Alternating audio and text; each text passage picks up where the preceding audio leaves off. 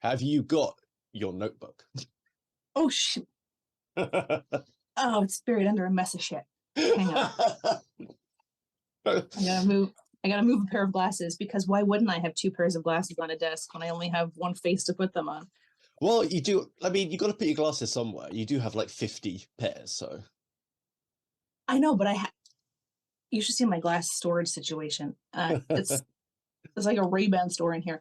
I bought two big glasses display boxes that you can like prop up on an angle for selling them, presumably not for accessories whores like myself. So I have two of them and they each hold 18 pairs. Is it 18? It could be more. I think it's 24. And then I had my first little storage solution was adorable. It only held 12. So those are 12. But here's what happens is that I want to wear a pair like this, and it's got these nose guards, which I hate with the fury of 1,000 suns. So at some point throughout the day, what will happen is I'll put my glasses on my head. My hair will get stuck in here. I'll get angry, throw them aside, and then switch to another pair of glasses. Imagine that happened a lot in the puzzle making. I didn't need them for puzzle making. I didn't need them for puzzle making. The puzzle is almost complete. Wow. Almost. There's one. You sure? Yeah. I could have, just because I have my glasses on doesn't mean I can't use my fucking eyes. There is one edge piece that is missing. And it's not on the floor. It didn't come in the box. It's a sham. The husband's hidden it just to fuck with you. Yeah. You got to start checking. Did you ever eat paper when you were a kid? No. Did you? No. Yes, I did. I bet you ate Bogies too. Were you one of them gross kids? Who didn't? Me? Not like regularly. I used to stick him down the back of the sofa. That's grosser. Yeah. I'm just returning it from whence it came.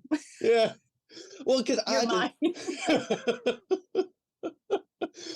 had a theory, a hypothesis, if you will, when I was a little kid, and I was talking to my cousins about it, and I said that, like, we were talking about what to do with your bogies, and as you do when you're 5, I said, like, I would just wipe them under the sofa or down the back, and I said, and then they disintegrate, they just disappear.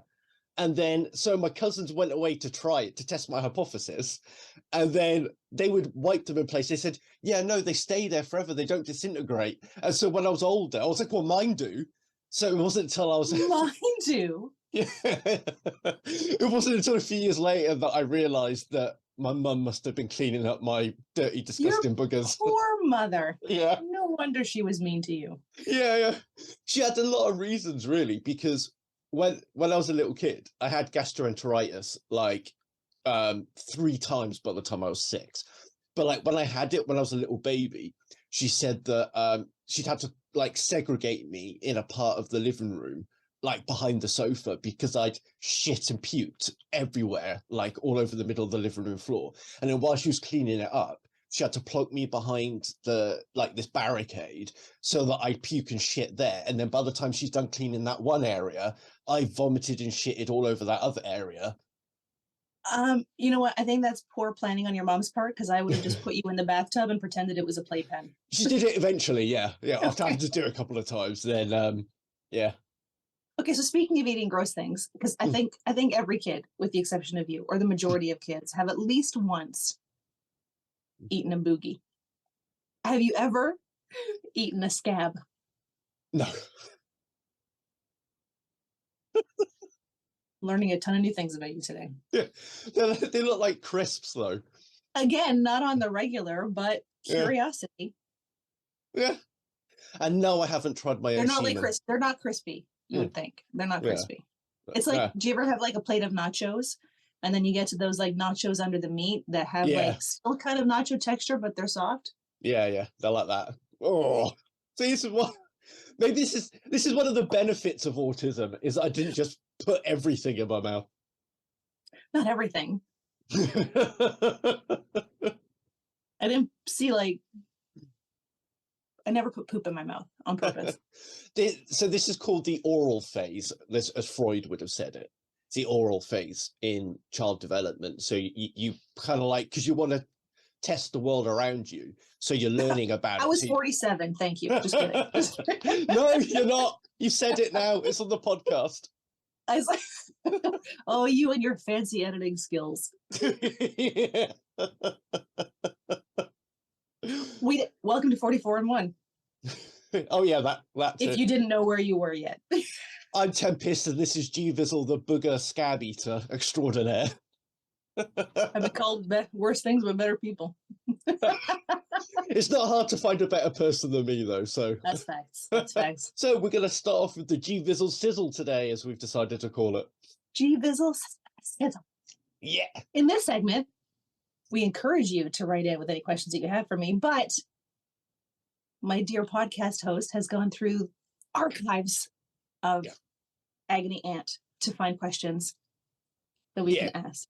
To get the ball rolling. And I thought, because the last episode, when we were recording this, the last one we released was about how flirting isn't cheating. And I found a good question here. Oh. How do I stop him flirting with my wife? I'm really cross that another man keeps chatting and flirting with my wife. I'm worried that he'll push me over the edge and I'll blow my top. Every other weekend, we visit my wife's parents for Sunday lunch. For years, it was just the four of us, but 6 months ago, they started inviting their next door neighbours. My in-laws are very fond of the lively couple and regularly socialise with them. The trouble is, the man clearly fancies my wife. He's always complimenting her, and they have cosy little chats together. I don't want my wife to think I'm paranoid or controlling, but it's eating away at me. What should I do? You are paranoid and controlling. Own it. I have questions about who these neighbors are. I mean, are these neighbors that she grew up with from the time she was a kid? She knows them. And it's like, kind of like, you have friends of the family that you call aunt and uncle, but they're not really your aunt and uncle, right? Like, what's the relationship there? Or is this another couple that the parents have that are the same age as the daughter? So I need to know more information about who this couple is and what their relationship is to the parents. However, he's there, right? Like, it's not like this is malicious, because the guy is probably, they said neighbors, presuming that he's also got his wife there. So he's being flirty, if he's being flirty in front of his wife, and he may not be flirty because he did say the lively couple next door. So that may just be how they communicate. He may just be a lively, chatty kind of guy, and this guy's not accustomed to that. But also, if he trusts his wife, then what's the problem, right? He can see what's happening. He can see that, they may be having, and like, is this cozy conversation actually a cozy conversation, or is it just like, oh, I'll help you in the kitchen? Yeah. So lots of unanswered questions. I do think he is being paranoid and being controlling. He can talk to his wife about it and say, listen, it makes me a little bit uncomfortable when you go off with him in these scenarios, see how his wife handles it, and then go from there. I don't think it's up to him to walk up to the guy in that brutish, hey, stay away from my woman, because that's not going to end well. He just needs to come to terms with the fact that people are potentially going to be flirting with his wife, and if he trusts his wife, then there's no issue to it. Yeah. And like you say, it always comes back to that communication thing, because really, you would have thought that from talking to your wife yourself, you'd get an idea for how she flirts, when she fancies somebody, but he hasn't spoken to his wife because he doesn't want her to think he's paranoid and controlling. So he is going to be and there's a way for him to do it that wouldn't come off that way. Right? There's a way for him to say, like, I'm not comfortable with this. How do you feel about it? What's your take on it? But instead of not talking to his wife, he's going to let this simmer and then eventually blow up on either his wife or this neighbor and kind of ruin everything, because he's afraid of telling his wife, this is making me feel insecure. And I don't even think it's a matter that he doesn't want her to think he's paranoid and controlling. I don't think he wants her to think he's insecure about this, because it's a fear, right? Like, if he's one of those guys who's like, oh, I need to be the man of the house and not display any emotions, he doesn't want her to know that he's feeling a bit insecure. So he comes off as it's controlling and paranoid, although it kind of is, but it's also insecure. The end. But like you say, that there is a way of doing it and not doing it, isn't there? And I think that the knee-jerk reaction from a bloke is that you want to step in and be all gruff and unemotional and, in the way that we think we're unemotional, but actually we're showing anger and control and paranoia, which are all emotions, And the other thing is, like, if you're married as well, I think you should feel comfortable telling your wife how you're feeling. And like, Mhm. even if, I mean, depending on your style, you might want to say it bluntly and just say, look, this is making me a bit paranoid, and I'm starting to feel a bit controlling, and I don't want to feel that way. Yeah. Can you help me through this? Yeah, and that's, it's interesting. So I started watching this new show called Will Trent, and it's based on a series of books by Karen Slaughter, and it's the Georgia Bureau of Investigations, right? It's a cop show. The one thing that is amazing about the way they've written the character in the show is that he is, he's the police officer, like detective. So he's that manly man, but he's always exceedingly well put together. And when he has emotions, he deals with the emotions, right? Like he was having a moment. He called someone that he grew up with and he was like, listen, this is what happened. I'm having some feelings. I need some support. And it's not often enough you see men displaying those types of emotions in TV shows and in movies. And if it did, maybe then guys like this would feel like it's okay to talk about these feelings. It's okay to be vulnerable. So I'm glad to see that starting in media, but then all the men who didn't grow up with that, who grow up with the like stoic, swallow your emotions, right? Like the honeymooners, and like, I don't know if you had that show, but they would just kind of bottle everything up and then explode. And that's what this guy is on pace to do, because he's afraid of having a conversation with his wife in which he feels vulnerable and open. And then it's one of the things is the way the stoicism itself and like being a stoic person is just so badly misrepresented in traditional media. And like, you're not really taught what it is at school. Like, when you're taught things like religion and philosophy and stuff at school, they should at least tell you what this stuff is. And that, like, stoicism is about seeing that you feel emotional and accepting it, that you are emotional, and learning how to rise above that emotional reaction to things. But you still experience the emotion and you still express it, but it's about not letting it rule you. And then, but and I think, go ahead. I was just saying, then it gets translated into shows like that where they're like, shove it all down, we don't feel nothing. And I think that's a really good point that you're making, is that the intent and the meaning behind that word has been lost over years, because the way people have used it, it's morphed from processing your emotions and, rising above them, to just don't experience any emotions. I think that's the misnomer. It's like, and I think it could also stem from people's perceived notions of how people are supposed to react in a certain situation, right? Like if you're at a funeral and you're not crying, people think you don't miss that person or you're not grieving. But it's like everybody grieves in a different way. Everybody displays their stoicism in a different way. But for somebody who doesn't understand what's happening inside that person, they may just like, oh, they don't feel anything. That's what stoic means. Yeah. Do you want to hear the answer? Absolutely. I urge you to speak up. Take your wife to one side and explain you can't go. You can tell this isn't Deirdre, can't you? From I was just going to say that when I swallowed my coffee. That's certainly not Deirdre. Take your wife to one side and explain you can't go on with things the way they are. She may not realize it, but her parents' neighbor, well, I don't agree with this bit, but she may not realize it, but her parents' neighbor oversteps the mark every time he corners her and flatters her. And it's really beginning to get on your nerves. You're not being silly or overly sensitive, but too often you've had to sit and watch him play the Lothario and you don't like it. It feels as if he's attempting to challenge you. No, you're not perfect, but you wouldn't act this way with his wife. Ask her to see things from your point of view. Maybe it would be better for all concerned if you spoke to your in-laws and changed this routine before feelings boil over. You know what? I agree with you on the part that we disagree with.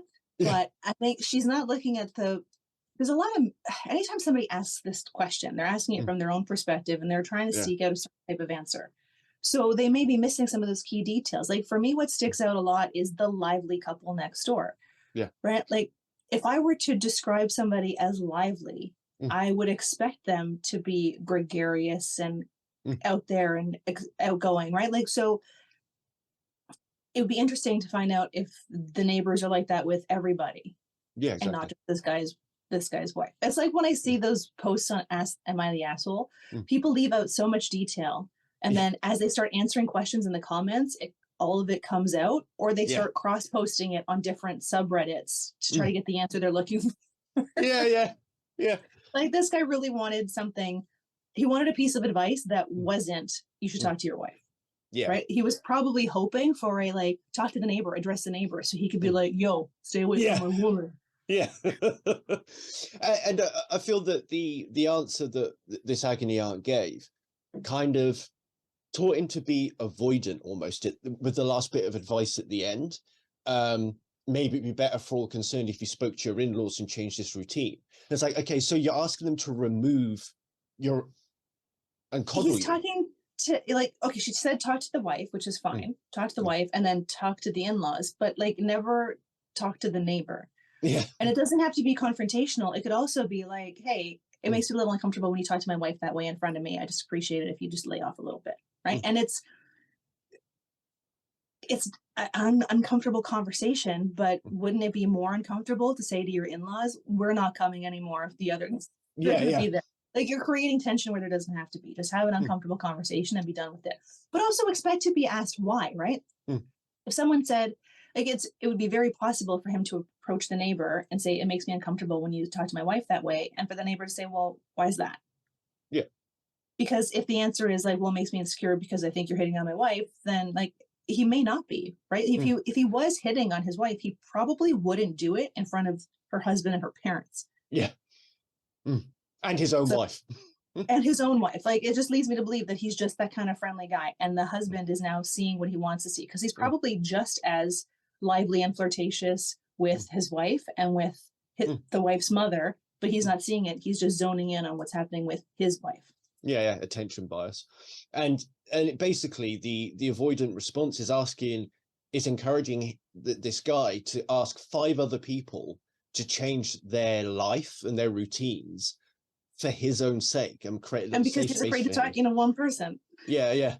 Avoiding a situation doesn't make it get better. No, never does. No. It's like, so then if they stop doing this, is every time the wife goes by herself to visit her parents, is he going to be like, oh, the neighbor's going to be there, right? Like, it's just going to create a lot more. And all of your all the stuff that's festering will leak out in unconscious ways that you won't even realize you're doing. Like, you'll make a snarky comment, or you'll have an unbidden thought about something, and you might look at daggers at the husband, from across the room. Yeah. Communication, folks. Yeah, it's fucking key. All right, here we go then. I chose this one because of dogs. So, we stay together because of the dog. My partner and I can't stand the sight of each other, but we can't split up because we both adore our 2-year-old pug. I walk and feed her, and my partner dotes on our surrogate child. He absolutely refuses to give her up, and I'm terrified she wouldn't be well cared for without me. Plus, I know I'd be distraught without her. At the moment, we're staying together just for the sake of the dog. What should we do? All right, that's the end of it. You know what? That's interesting, because like usually I would say to couples, like, never stay together for the sake of the kids, because the kids will know, and then but a dog won't know. Yeah. I think there's an opportunity for them to, if they're living together, which it sounds like it. I mean, they could, there are a lot of avenues here. They could kind of come to some sort of arrangement where, we know we're not a couple, we're roommates now. You're in your space, I'm in our space. Let's just pretend we never dated and continue as roommates, depending on how it ended. Or they come up with some sort of custody agreement for the dog. If they're going to go their separate ways, you take the dog. These days, I'll take the dog. These days, I'll come by in the evening and do our routine with the evening walks. You do, like, just come up to, again, fucking communicate. Come up to an amicable split of the dog. And if you can't be separated from the dog in that way, then find out how you can live together but separate, so you can do this for the dog. Yeah, like, because they said that the dog's a surrogate child. Like, so if they actually treat it like a child in the split, then they might end up getting an adequate arrangement out of it. Yeah, I mean, and there's a lot, like, it sounded like they split their duties for the dog. Yeah, so continue to split that duty, right? If you're going to move out and be on your own, do it in a way where you can still be closely living next to one another, so that if, like, let's say, and my husband and I split, right? And I do the lunchtime walks. Maybe I'd live 10, 15 minutes away, drive over, do the lunchtime walks, leave, or take the dogs during the day, and then he'd come by after work, grab the dogs at night. Like, there's ways to do it if you're willing to do it. Yeah. And then if because they obviously both very much care about the dog. If the fact that they can't stand the sight of each other, yet they're still able to live together somehow because of this dog, like that tells you either that maybe they don't hate each other as much as they think they do, they just need some time, or it tells you how strongly they feel about the dog. I think it's probably that, because yeah, I mean, the way I feel about my cats, I could imagine this. yeah. So yeah, it's probably that one, but there's ways they can work around it, or if they just sit down and be like, listen, we hate each other, but we don't, they can live in the same house and be very separate, right? Like there's a lot of unhappy couples who've been doing that for years, so they can maintain their own separate spaces, their own separate lives. You know, you do your own meals, I'll do my own meals. We'll just communicate on the basics of, once we've got it established, how much each of us is paying toward the rent or the mortgage and the bills. You go your way, I'll go mine, but we'll still be here for the dog. So it can be done if they're willing to do it. Well, here's what the agony answer. I think it's the same agony answer as the last question. So, no problem is insurmountable. If you put your heads together, keep talking, and act like reasonable adults, I'm sure you can come up with solutions regarding your struggling relationship and the care of your dog. Can the relationship be salvaged? Could relate.org.uk help? If not, the best solution is for you to split the custody of the pet, with you having her during the week and your husband taking over at weekends. Don't go down the expensive litigation route, and make it clear you're willing to compromise. Well, I guess by litigation they mean offensively, but if you get a solicitor involved, they can be an arbiter to help you come to an agreement. I think she also kind of was like a little bit unfair, right? So the custody here, like you get the dog Monday to Friday, your husband gets the dog on the weekend. That's not a fair. No, that's not a divide. It's not a fair split. So there's a way to do it fairly. I mean, like, if one of them works outside of the home and one of them works from home, then the one who works outside of the home gets the dogs in the evening. The one who works from home gets the dogs during the day. Like, it's going to be work, but you make it work. And then you rotate every other weekend. Like, there was lots of creative ways of being able to do it. Yeah. But I mean, in this market, who's going to be able to find a place to live? Just split the house. Yeah, true. Yeah. I mean, you could turn the house into like 2 flats, like upstairs and downstairs. Yeah. I mean, if it's a 1-bedroom apartment or something, yes, that'll be a little bit trickier, but there's ways around it. Not terrible advice, although she'd unfairly split the custody of the dog. Right then. And this one is a work-based one. So, I need to stop her taking advantage is the title. I'm suffering at work because a colleague constantly takes time off. I'm the one who gets it in the neck from our boss when she calls in sick. He makes sarcastic comments about your friend letting us down again. Yes, we are friends, but how is it my fault when she's not there? I'm also the one who suffers because I get landed with her work. She's a lazy individual with no conscience or work ethic, yet I don't want her to think I've been disloyal. Oh, for fuck's sake, I don't want her to think. Just fucking tell her. Jesus Christ. So you tell her, stop shitting the bed because I'm getting all of your work. You need to step up. You tell the boss, her attendance is not my issue. You need to address it with her. And you call it a fucking day. Yeah, because friendship's 2 ways, right? Yeah, and like, is this a friend, or is this a 9-to-5 friend? Yeah, it sounded like they were friends with the way that they set it up, because the boss says, like, your friend letting us down again, and it sounds like they have an out-of-work friendship. Not necessarily, because it's like the whole work wife and stuff, right? People will, as soon as you see 2 people hanging out at work, everybody assumes if they're the opposite sex, they're having an affair, and if they're the same sex, then they're just the best of friends. When really, it's just like, of all the people I work with and have to spend 8 hours a day with, you're the one who annoys me the least. Yeah.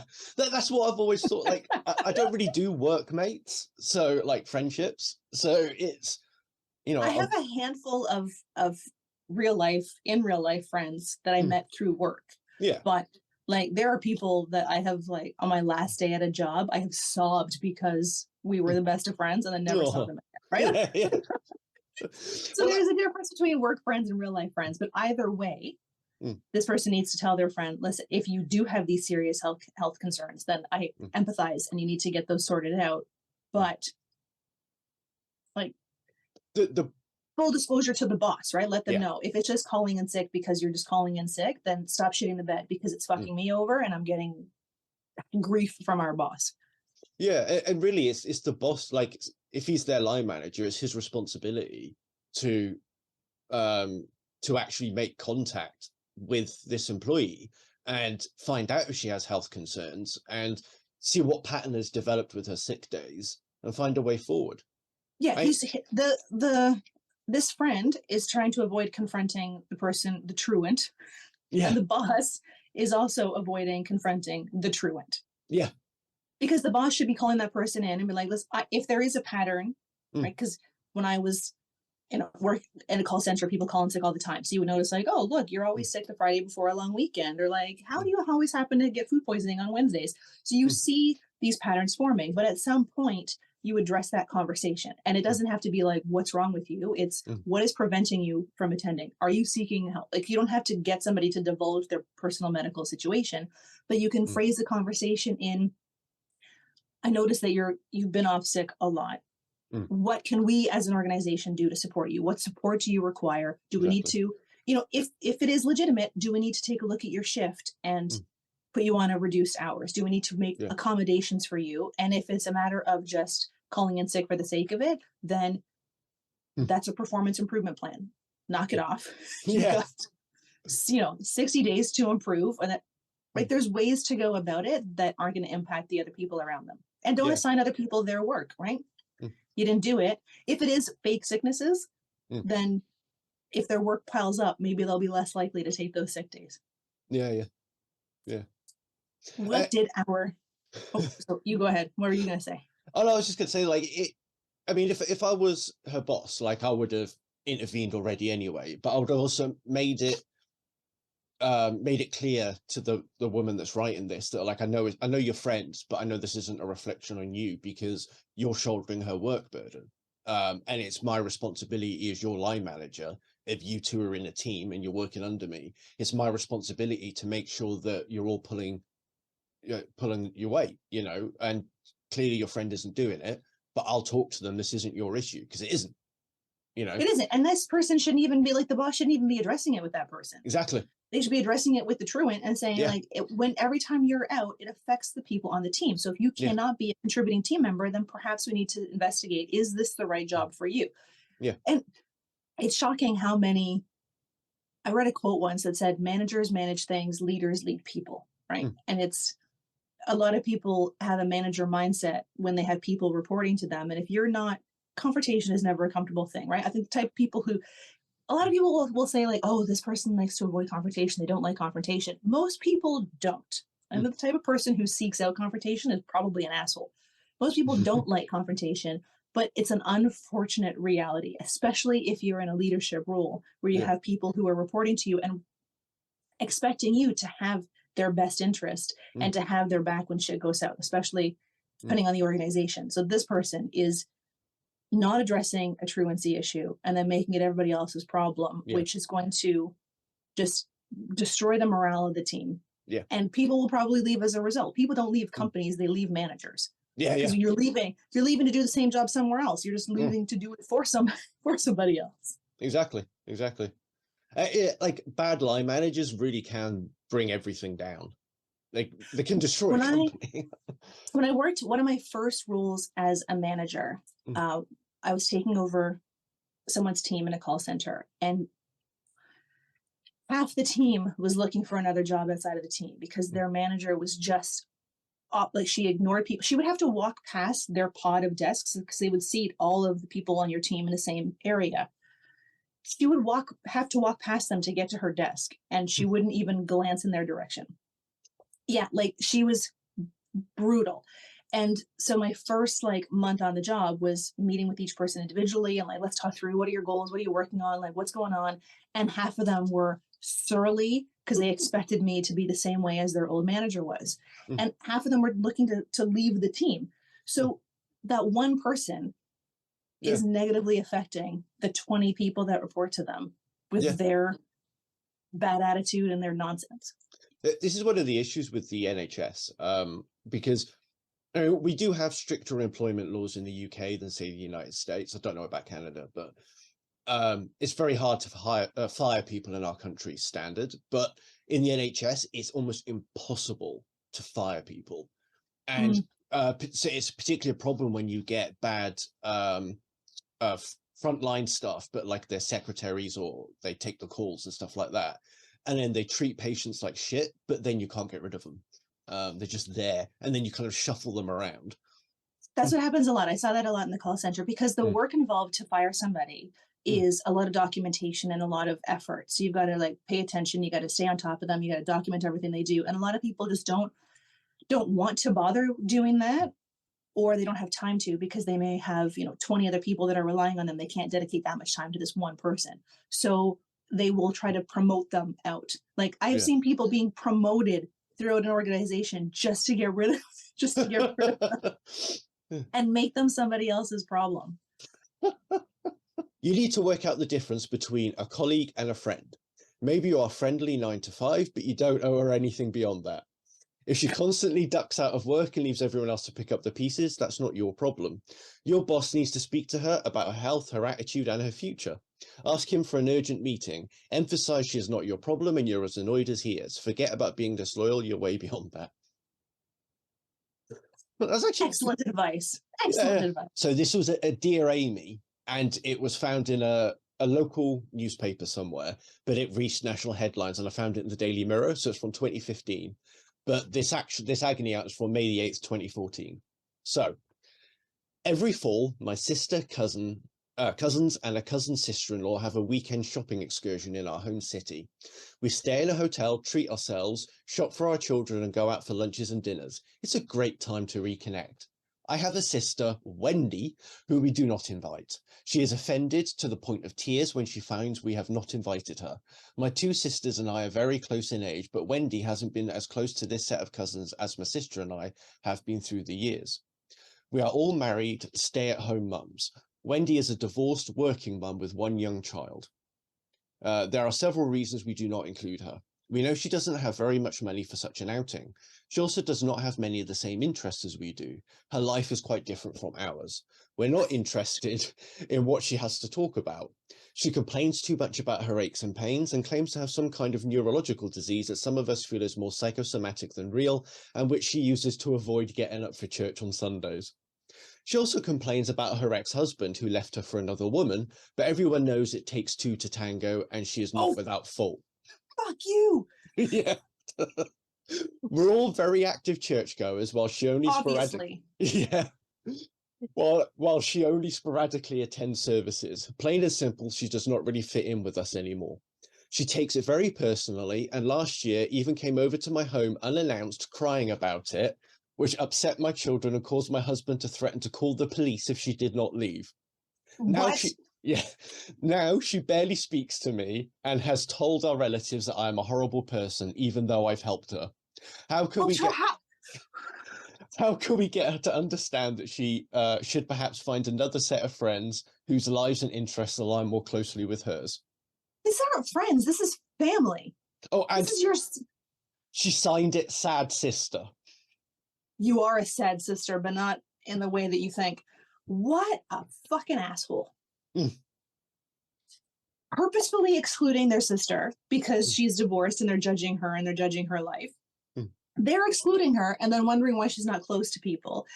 They're making it exceedingly personal and then wondering why she's taking it personally, judging her because she doesn't go to church often enough. Like, maybe you should spend some more time in church and stop being such a fucking asshole, because this is your sister who requires support. She was left by her husband. She is a single mother who is taking care of her child, who you said yourself doesn't have enough money, which is probably an assumption, and potentially has a disorder that you are discounting. So instead of being a Christian and supporting your sister through her difficult time, you're just cutting her off because you don't want to hear about her problems, because you just want to have a fancy little lunch with your other little shitty church friends. And I need to take a breath.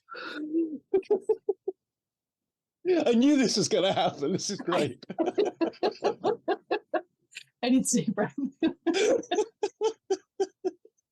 She's a terrible, terrible person, and Wendy is better off without her. Absolutely. Wendy does need to cut out that whole family and go no contact, because they are toxic. We're not interested in anything she has to say. What makes you so fucking intriguing and exciting? You think talking about how little Braley got first place in a recital is interesting to everybody. Nobody cares about your life, but at least pretend to care about somebody else's, you selfish bitch. Amen. We're very church going. Clearly you've been paying attention in church instead of just sitting there probably judging what everybody else is wearing to church that day. Yeah. Open your fucking ears. You might learn a few things. I made my nose run. I got so excited. I knew that was going to get you fired up. Shitty people being shitty and then wondering why other people are calling them out on their shittiness and trying to get empathy for being shitty. Yeah. Anyone gonna side with you to say, like, no, you are perfectly well within your right to cut your sister out and exclude her from everything when she's at her darkest and needs the support from her family? Yeah. But keep shopping. Yeah, and it's not even just that she got divorced or anything. She had no choice in the whole thing. Her husband fucked someone else and walked out on her and left her with a kid. Like it takes two to tango. Yeah, the two were the husband and the woman he cheated with, not this poor woman who was just trying to get by. Yeah, exactly. Oh my God, what a horrible, horrible person. Yeah. And then, so this basically reached national newspapers. I think it must have come from the States, and it reached national newspapers in the UK because I need to start reading the newspaper because I've never heard of it. Apparently she, the sad sister, was shocked and surprised by the agony aunt's response, Dear Amy. So this was Amy's, this is Dear Amy's response. Dear Sad, first, let's establish that I agree with your sister. You are a horrible person. Nice. Obviously, you could do whatever you want and associate with or exclude whomever you want, but you don't get to do this and also blame the person you're excluding for not fitting in. The only way your sister would ever fit in would be for you to make room for her. You are unwilling to do that, and that is your choice. But her being upset is completely justified, and you'll just have to live with that. Perhaps this is something you could ponder from your church pew, because despite your regular attendance, you don't seem to have learned much. Yeah. Bam. Brilliant. That was much more concise than my incoherent rambling. Well, I think, but your rant, I'm not going to call it rambling. It was cathartic and concise, and it was spot on. Thank you. The only thing that you missed was that she's a cunt. I did call her an asshole and a bitch. Yeah, several times. Yes.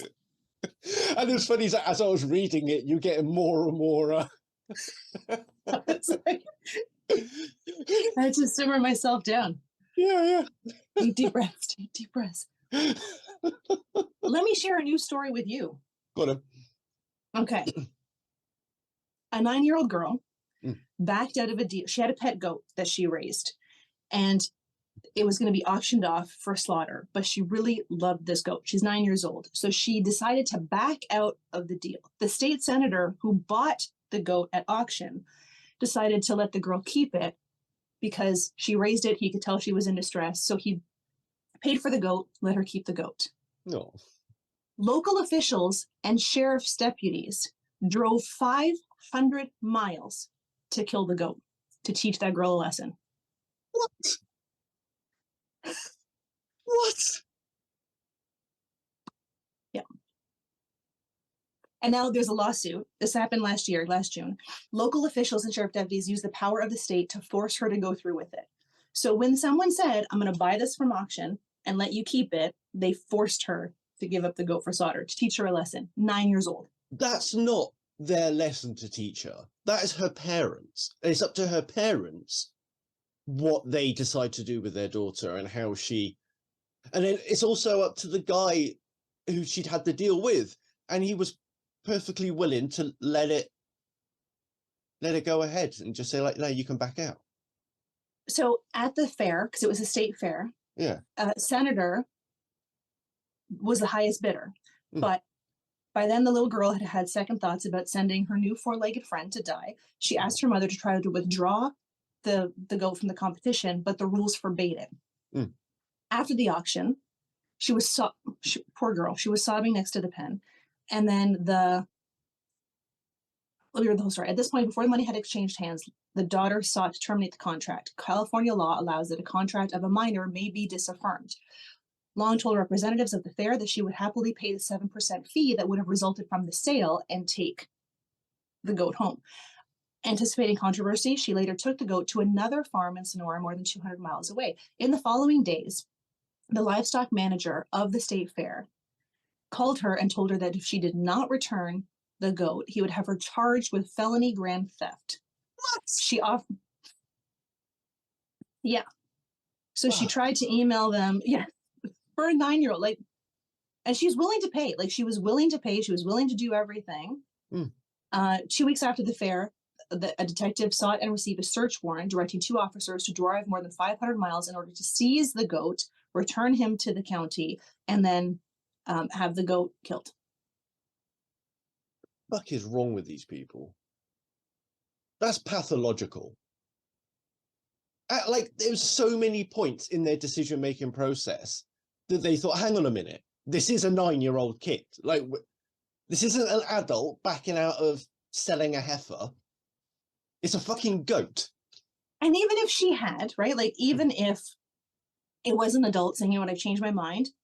I know you raised $902 for this.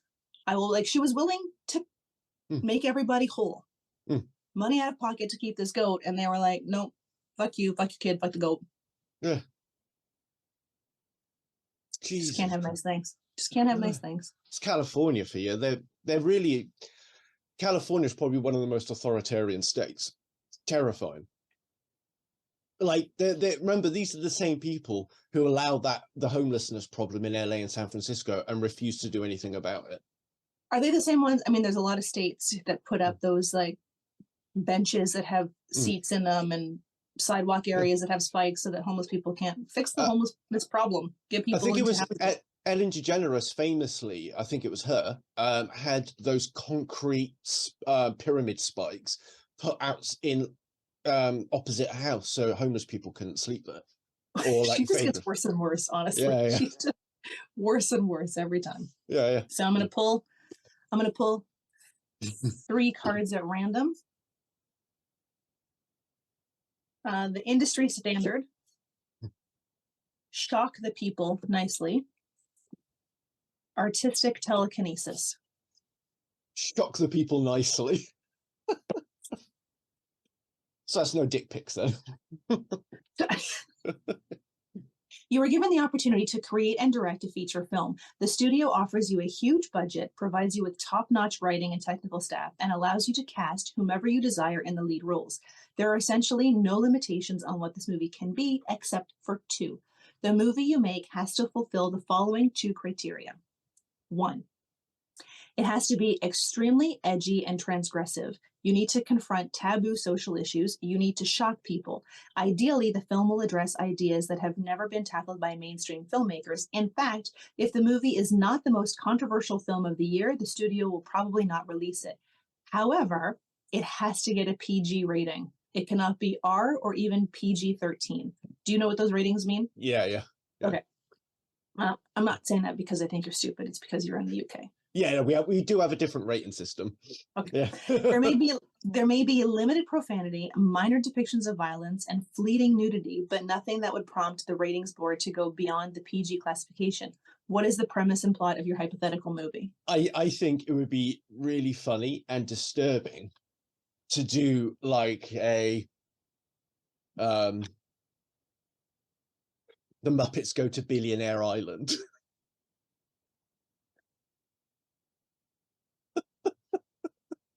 And they get on the plane. They get on the plane with Bill Clinton and Bill Gates, and then they go flying to Billionaire Island, and it's like this really nice theme park, and it's got But how would you make that PG? Miss Piggy's already on the island. Wow. Defiling the Muppets. Only Miss Piggy's getting defiled, and she's asking for it if you see what she wears. Oh, fuck. She was, I mean, what was she doing hanging out with all those guys? Yeah, especially that fucking Kermit.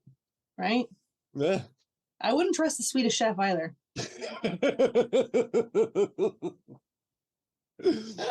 He's just waiting to get a piece of that ham. Yeah. And Beaker's quite obviously a sex offender. Oh, yeah, for sure. That's why he can't speak, actually. The father of one of his former victims cut out his tongue.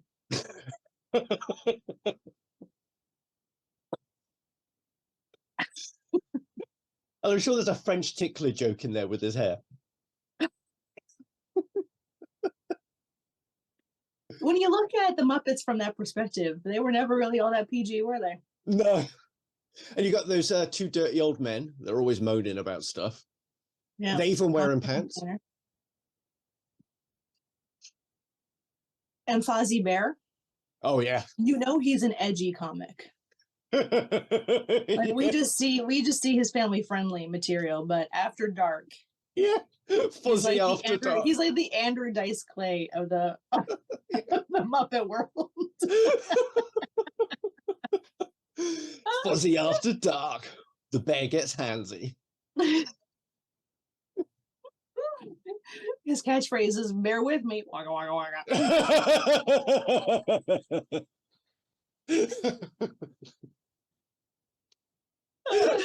Oh, I'll never look at the Muppets the same way again. Now on to what the fuck is wrong with you? Are we ready? Yes. Okay, so this guy, this is the tip. Okay, so for those of you who can't see, it is a restaurant bill. The amount of the bill is $128.89. Tip $1,000. Total bill $1,128.89. And then the note, "Beautiful nipples, princess. Call me." Leaves his phone number, signs it, the master at Gentleman Luxury, blah, blah, blah. Spelt it wrong. Spelt it wrong, yes. He spelled it luxury. Yeah. But this guy leaves $1,000 tip. "Beautiful nipples, princess, call me." And he thinks that's going to work. And somebody pointed out that he cut off the bottom of it. So this is likely the customer copy. And he was just trying to make himself. Yes. Trying to make him sound like, you know, a big, because he didn't sign it, right? That's not a signature. So it's not a legal signature. So this is definitely the customer copy. He's trying to be like the big man on campus. Look at me leaving $1,000 tip. But "Beautiful nipples, princess, call me." Oh, Jesus Christ. Does he really think, like, does any man really think that a woman is going to see that and be like, "Oh my God, thanks. I've been working on my nipples. That's great. Yeah. I'm definitely going to call him." And then when she calls to be like, "Hi, it's me, nipples." How does he think? Princess Nipples. How does he think it's going to go down? Yeah. And if this is legit, when she doesn't call him, guaranteed he would call to dispute the charge. Oh, I meant to put $10. I meant to put 10, not 1,000. Yeah. I don't understand this mentality, and like, I don't even know what to say about it. It's so fucking weird.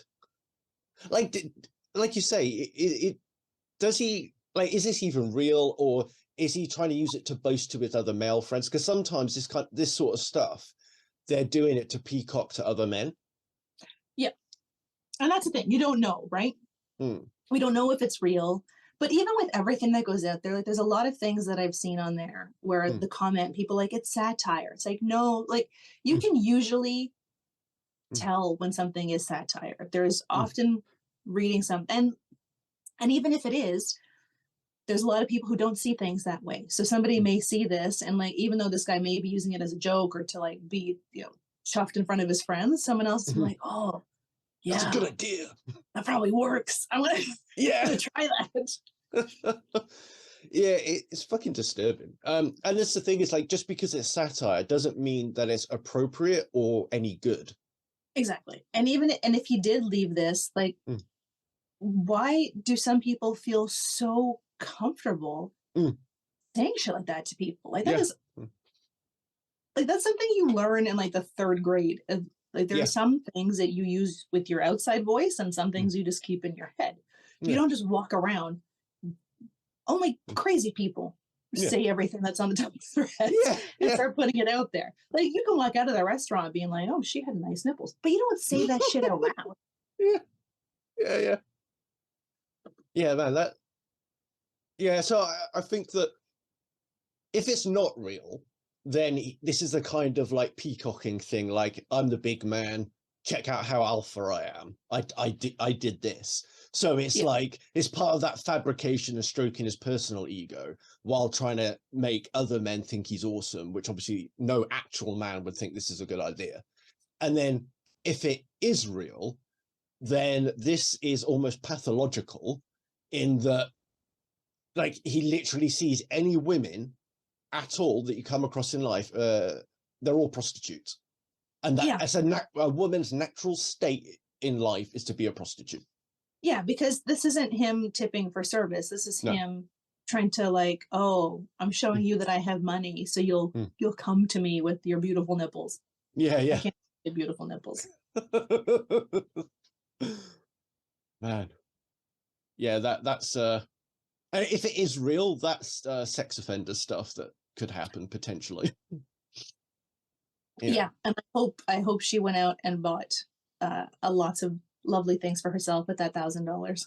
Yeah. Like, just part of me hopes it is real because A, he's going to do it to the wrong person one day, and then karma will happen to him. And B, it means that this woman is now $1,000 better off, and she could buy herself some cool shit. You could buy night vision goggles. Why would you need night vision goggles? What a highly specific thing to buy. Well, you could look for the predators in the bushes. Jesus. The problem is that this guy wasn't hiding in the bushes. He was hiding in a booth behind his fucking blooming onion, whatever it is. Okay, so this one is a picture. I think by the eyes it looks like the younger Spears sister. And she's changed the... Yeah, isn't Jamie Lynn, I think? Oh, okay. Didn't know. She's changed the part in her hair from a side part to a center part. And this guy tweets, how did she move where her hair was growing from? How does this guy not understand? It's a part in your hair. I mean, I kind of get it when men don't understand the mechanics of like the uterus and the vagina. But like, you have hair. Men have hair. You should understand how parts work. Yeah, because at least with other stuff, you know, like with genitalia and things, if your body stuff is different, then it's plausible that you wouldn't know. You know, you're ignorant, but it is plausible at least. And I mean, schools don't really do enough in teaching kids that stuff. At the time that they do start teaching young people about their anatomy and health classes, they're in the 9th or 10th grade. So they still giggle when they hear the word penis. So they're not really I used to know a woman who was in her 50s and would giggle at the word. I was doing a presentation once, and it was in a call center about outbound calls, and you would call that list penetration because it's getting through the list. And anytime someone said the word penetration, this woman in her 50s giggled. So, that's amazing. So I could see how like it would be difficult to, you know, if you're immature and you don't really want to learn because it's kind of oogie and you don't want to see what happens, but a hair part? Yeah. Well, the funniest thing I find with when guys don't understand women's genitalia is that as young boys, we were supposed to be obsessed with women, right? It's like, as you go through your teenage life, it's all you can think about, right? It's just in your mind all day. It's just women. Apparently, if that's, you know. That's what we've been led to believe. Yeah. I cannot confirm nor deny that.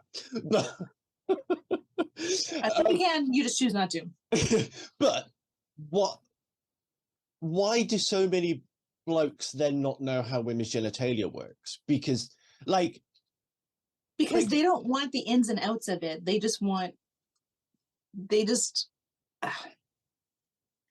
It's shocking how many men think that porn is a documentary, right? They see that and they think that's it. So if they're not looking at anything internal, it's just the outside view. They don't want to know how it works because then it gets rid of the mystery. It's like when you know how the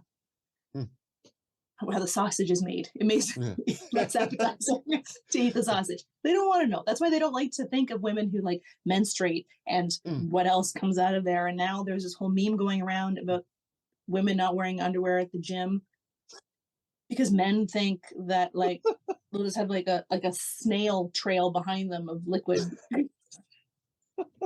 Not wearing underwear. Like the lack of any sort of understanding is shocking and terrifying. And it's even worse if these men have daughters. Like, yeah. And the other thing is, like, I wonder if it comes to the same mechanism where most men don't want to read instruction manuals. They just want to put the IKEA bookshelf together and not look at the instruction manual, and then wonder why it doesn't go together correctly. Because reading instructions is gay, Chris. I've been gay my whole life. I think that's apparently lots of things are gay, like having. Let me read you this one. Face sitting, cowgirl, and any other position with the woman on top are fundamentally acts of homosexuality. The male, by being in a sexually submissive position, is engaging in homosexual activity, and conversely, the woman being in a dominant position is engaging in lesbianics. So apparently, if you are not in the missionary position, you're gay. Jesus Christ. Yeah. Yeah. So if you're... Go on. Here's another one. Unless you're eating out a virgin, you are effectively scooping out another man's cum residue with your tongue. You should have zero desire to eat a bitch out. Furthermore, women don't even enjoy it. What? Maybe the women, you're doing it too, don't enjoy it because you think you're scoop like. I'm just imagining their tongue doing like Scooby-Doo. Yeah, right? Yeah. I can't, no words. The hardest bit with oral sex is that it's one of those things that every woman likes it differently, and it's hard figuring out which way they like it. And that's the thing, like, it shouldn't have to be a mystery, because that's the one time where a woman's mouth is not busy, right? She can tell you, yeah, this is what I like, this is how I enjoy it, this is what I like you to do, right? And even if women are uncomfortable using their words to articulate, this is how I enjoy it, we can use our sounds. Yeah, like, you can kind of tell from, right? Like, yeah. But like, so there's ways to know. I had a bizarre conversation with someone once, like, because, you know, I'm pretty honest about what I like to do and don't like, and what I struggle with and what I find easiest to do. And I was like, honestly, like, with oral, I was like, I'm not that good at it. I was like, but I'm happy to work at it, you know? And then this was like 12 years ago. And then she said to me, no, I don't, if you're not good at it, I don't want you to do it. I'm not going to be your practice dummy. And I was like, no, I don't mean that. I was That's like, rude. Yeah, I was like, I want to be good at it for you. So, yeah. Like, I'm being honest that I'm shit at it, so don't expect fireworks the first time, but I'm willing to put the time in to make it good for you, because every woman likes it different. And like, you're asking what it's not like you're asking for lessons for the future. It's how can help me please you. Yeah. And then that's a really open way to go about it. You can't just expect to know what everybody likes or doesn't like. Yeah. Good for you for being open enough to ask that question. And shame on her for not being willing to tell you. Yeah, I thought it was ridiculous. Like, you're supposed to, especially if you're a new partner, like, how are you supposed to know? You're supposed to learn and explore together. You can't assume that what the person before you enjoyed, that your new partner is going to enjoy, or that your new partner is going to know that you like having, you know, a pinky up your ass and or whatever. Like, you got to tell people what you like and what you don't like. I think that's, I think new couples need to spend time just kind of like exploring it, having those open conversations, especially if you're like new to sex in general. Ask your partner questions, like, pretend it's like a science experiment, and just like, okay, how does that feel? What does that do? How does this why is this jangly bit here? Like, And that's the nice thing about being autistic, I think, is that we have that willingness to want to read the instruction manual, and we want to be good at something, and we want to try until we can get it right. So, like, you know, we're more trainable than some other people. You heard it here first, folks. Get yourself an autistic partner. Yeah. You want to have good sex. Yeah. Well, because we get we work hard on things. Like I say, we like the instruction manual. We like to put the time in. We can get obsessed and caught up in activities, and then, you know, it's and not obsessed in a bad way, not in a stalker way, just in a right, I want to get good at this kind of way. I think it all comes down to, like, just as adults, we lose our willingness to look stupid, right? Like, kids have no qualms spinning in the front yard till they make themselves pass out, right? And as an adult, who doesn't like spinning? Like, it's fun. But as adults, we just have so much more ego associated with everything that we don't want to look down. We don't want to ask the wrong questions or come off like we don't know a thing. And there's nothing more powerful than being able to say, I don't know. Yeah. Right? Like, teach me something new. Like, people expect everybody to know all the things, and you don't know everything. You don't know what you don't know until you know that you don't know it. So ask the questions. It's okay to ask questions. It's not okay to just pretend that you know a thing or be willfully ignorant about learning it because your ego is too fragile to say, I don't know. Let's find out. Or what's that do? Yeah. I've been told more than once in my life that I'm too honest, because I will own up to a mistake I made at work. And then I get... Yeah. It's what you should be encouraging people to do, is communicate, own up to your mistakes, say when you're not good at something. And if you're going to own up to your mistake, fix it, right? Don't hide it, because bad news, just like what we said before, bad news also doesn't get better with time. Just own it. I shit the bed. Here's how I'm going to course correct, or here's what I'm going to do. That's a lot more admirable than trying to cover it up. Yeah. And if we just had some curiosity about things, I think what we're lacking is just a general sense of curiosity. So we see something, we don't understand it, we're immediately afraid of it, or we immediately hate it, instead of trying to explore it and learn from it. And I think we're seeing this across the United States right now with, all of this hate and bigotry and homophobia and transphobia and misogyny and all that other stuff, and stripping away of rights, because we're just not curious enough to sit and say, you know what, help me understand. Yeah. Tell me what you're going through. I want to be empathetic. I want to learn. Instead, people just shut themselves out and stay in their own little echo chamber. Like that guy on Reddit who in a men's rights subreddit was asking, what do feminists think about this? And the reason he was asking was because he asked feminists and he didn't believe what they were telling them. Yeah. So then he asked a bunch of men. Yeah. And I was like, Muppet. You just want to stay in your echo chamber. You're not getting the answers that you wanted. So you're trying to find a community that's going to give the answers that you want, but it's not the right community because they're not your target market. And fade to black.